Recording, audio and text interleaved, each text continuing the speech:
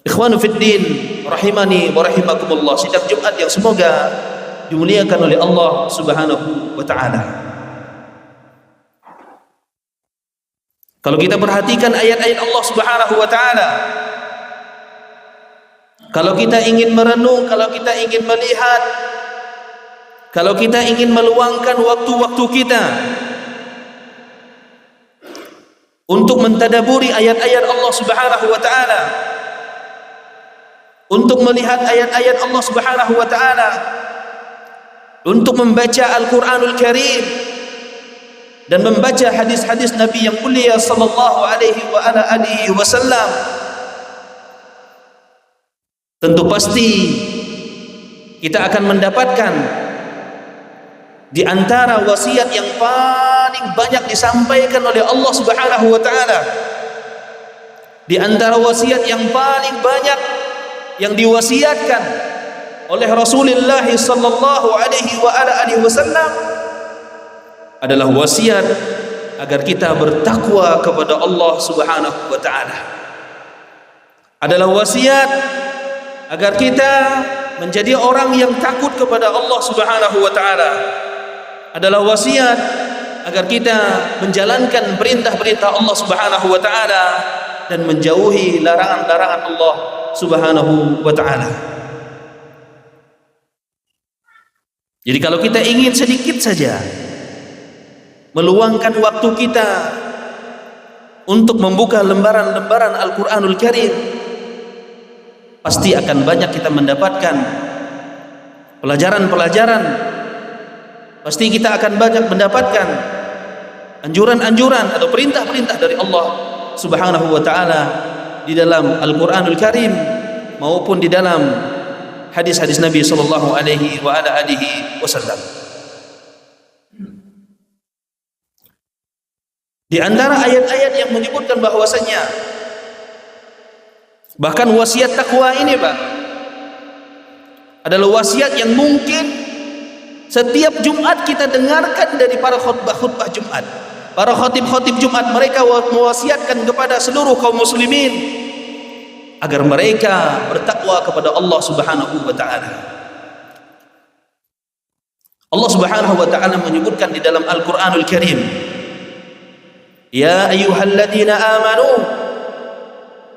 wahai orang-orang yang beriman, orang-orang yang mengucapkan iman tersebut dengan lisan mereka, orang-orang yang meyakini bahwasanya iman tersebut tertancap di dalam hati mereka, kemudian iman tersebut dipraktikkan dalam kehidupan mereka sehari-hari, dan iman bisa bertambah dan bisa berkurang. Bertambah dengan cara kita mentaati Allah Subhanahu wa taala, dan berkurang dengan cara kita melakukan perbuatan dosa dan maksiat kepada Allah Subhanahu wa taala.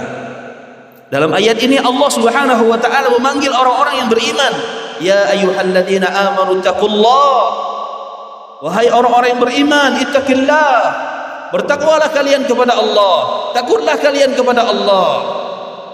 Ya ayyuhalladzina amanu taqullah haqqa tuqatih, bertakwalah kalian kepada Allah dengan sebenar-benarnya takwa. Bukan takwa yang hanya diucapkan dengan lisan kita, tapi takwa yang kita ucapkan dengan lisan kita, kemudian kita benarkan di dalam hati kita, kemudian kita praktikkan dengan anggota badan kita. Wala tamutunna illa wa antum muslimun, dan janganlah kalian sekali-kali meninggal dunia, dan janganlah kalian sekali-kali mati melainkan dalam keadaan kalian beragama Islam.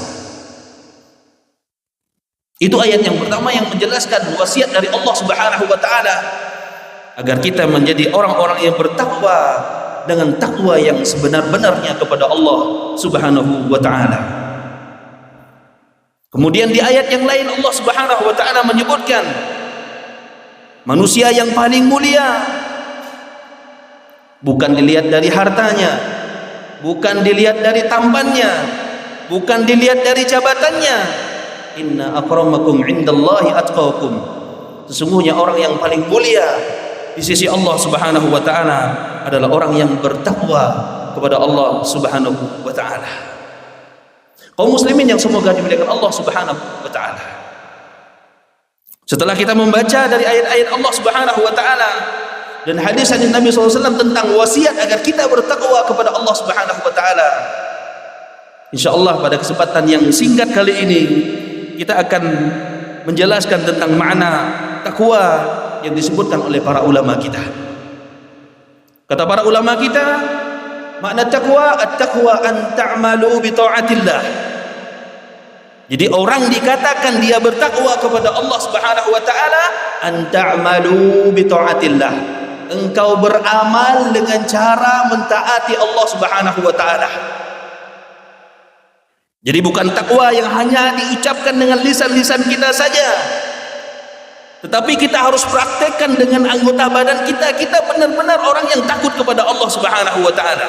Kita benar-benar orang yang bertakwa kepada Allah Subhanahu wa taala. Makanya disebutkan para ulama, at-taqwa an ta'malu bi ta'atillah. Engkau mengamalkan sesuatu dengan cara mentaati Allah Subhanahu wa taala. Ala nurin minallah, di atas cahaya ilmu dari Allah Subhanahu wa taala. Ibadah yang kita lakukan dalam rangka mendekatkan diri kepada Allah Subhanahu wa taala, harus kita lakukan ibadah tersebut di atas cahaya ilmu dari Allah Subhanahu wa taala. Apa itu? Harus di atas Al-Qur'an dan sunnah Nabi Muhammad sallallahu alaihi wasallam, dan Al-Qur'an dan sunnah tersebut difahami sesuai dengan apa yang difahami oleh para sahabat Rasulullah sallallahu alaihi wasallam. Kaum muslimin yang semoga dimuliakan Allah Subhanahu wa taala. Dan di antara wasiat Rasulullah sallallahu alaihi wasallam kepada kita adalah wasiat agar kita menjadi orang yang bertakwa kepada Allah, agar kita menjadi orang yang takut kepada Allah dimanapun kita berada. Kita menjadi orang yang takut kepada Allah Subhanahu wa taala ketika kita diberikan amanah oleh Allah Subhanahu wa taala. Kita tidak khianat dengan amanah yang Allah Subhanahu wa taala berikan kepada kita. Kita bertakwa kepada Allah dimanapun kita berada. Kita menjadi pedagang yang pedagang itu bertakwa kepada Allah Subhanahu wa taala. Kita menjadi pegawai di kantor-kantor, menjadi pegawai yang bertakwa kepada Allah Subhanahu wa taala. Bukan hanya terbatas hanya ketika kita bergabung dengan kawan-kawan kita, ketika kita hadir di kajian saja, ketika kita salat saja, ketika kita masuk ke dalam masjid-masjid Allah Subhanahu wa taala, kita menjadi orang yang takut kepada Allah Subhanahu wa taala. Kita menjadi orang yang bertakwa kepada Allah Subhanahu wa taala. Tetapi kalau dalam keadaan sendirian, kita sudah tidak berteman dengan kawan-kawan yang soleh, kita sudah keluar dari majelis ilmu, sudah tidak ada yang memantau kita, sudah tidak ada yang melihat kita, atau kita berada di suatu tempat yang mereka tidak mengenal kita, maka kita melanggar larangan-larangan Allah Subhanahu wa taala. Na'udzubillah min dzalik. Jadi ada tipe-tipe manusia yang kalau kita pantau, yang kalau kita lihat secara zahirnya, dia orang yang bertakwa kepada Allah Subhanahu wa taala. Dia orang yang berilmu.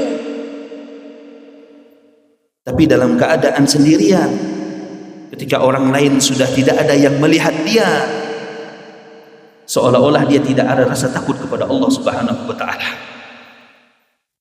Yastakhfuna minan nas wa la yastakhfuna minallah. Mereka hanya takut kepada manusia, mereka hanya malu kepada manusia. Wa la yastakhfu minallah.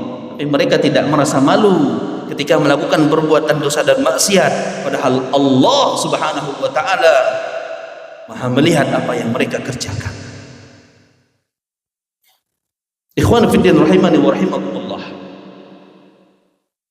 Makanya dalam suatu hadis Rasulullah sallallahu alaihi wasallam mengabarkan bahwasanya la'lamanna aqwaman min ummati ya'tuna yaumal qiyamah bihasanatin amsa jibali tihamah fayaj'alaha Allahu haba'an mansura.